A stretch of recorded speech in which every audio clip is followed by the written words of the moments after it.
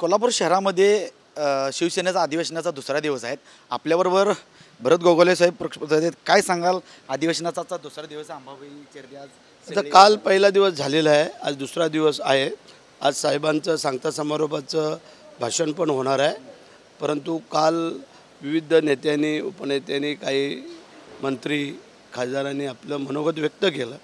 संघटना बांधिलकी आणि संघटनेवरती पुढची वाटचाल की जेणेकरून जे आत्ता आपले मुख्यमंत्री आहेत जे काम करत आहेत त्यानंतर पंतप्रधान यांचे काही ठराव पण आम्ही पारित केले आणि अशा अनुषंगाने आज साहेब काय संदेश देत आहेत त्याची लोक वाट पाहत आहेत।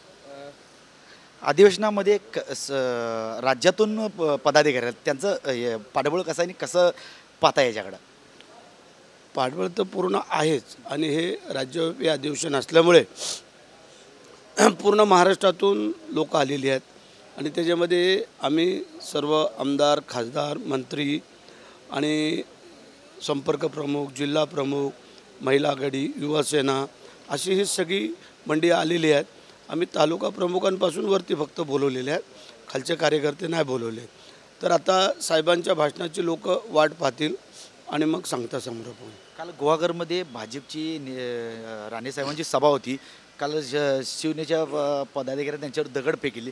काय वाटते तुम्हाला याच्याकडे? काय सांगता? आता जो काय कालचा प्रकार झाला व्हायला तर नाही पाहिजे, कारण कुठच्याही राज्यकर्त्याला असं वाटतं आहे या भानगडी नको आहेत, परंतु काही अपवाद असे असतात की कळत न कळत काही घडून जातात।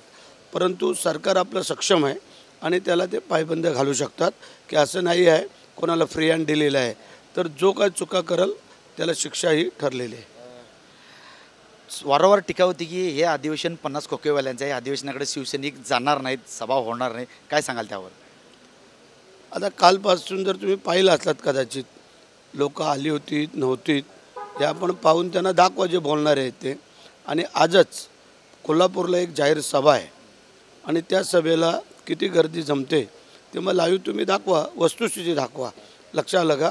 नाहीतर सभा होण्याच्या अगोदरच्या खाली खुर्च्या दाखवू नका, पूर्ण सभा भरल्यानंतर आणि मग दाखवा किती लोक आहेत आणि किती नाहीत, एवढंच तुम्हाला सांगतो, एवढी तुम्हाला विनंती आहे। लोकसभेला तुमच्या राज्यामध्ये किती सीटा निवडून येतील महायुतीच्या?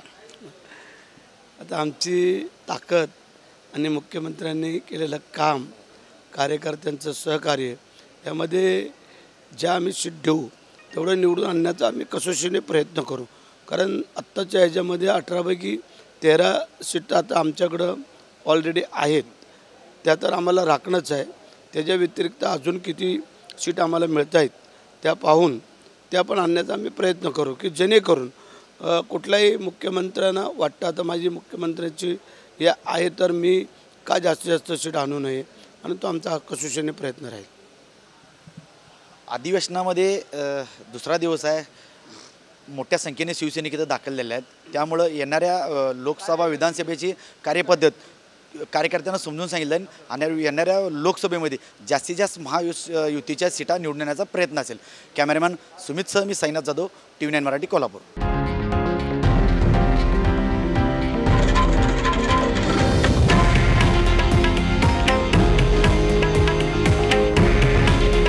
हे आहे देशातील नंबर 1 न्यूज नेटवर्क आणि आपण पाहत आहात TV9 मराठी। काळजी तुमची, हित महाराष्ट्राचं।